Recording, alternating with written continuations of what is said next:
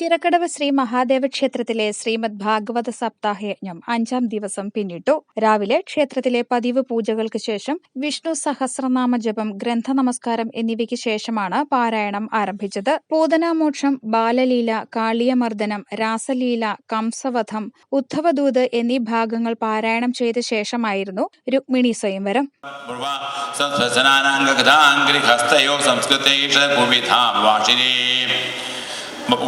ഓജോ ഭജാദോ അനുഭജന്ത്യേകേത വിപര്യം no ഭയം ച ഭജന്ത്യേക ഏതന്നോ ബ്രൂവി സാധുവോ.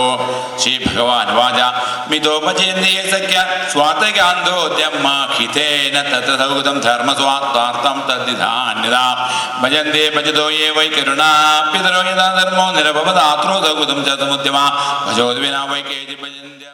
സപ്താഹയജ്ഞത്തിലും പ്രസാദമൂട്ടിലും പങ്കെടുക്കാൻ നിരവധി ഭക്തരാണ് ക്ഷേത്രത്തിലെത്തുന്നത്. പയ്യന്നൂർ കൂടൽവള്ളി കേശവൻ നമ്പൂതിരിയാണ് യജ്ഞാചാര്യൻ. ഈ മാസം 10-ന് ആരംഭിച്ച സപ്താഹം ഞായറാഴ്ച സമാപിക്കും. News bureau, Ponkunnam.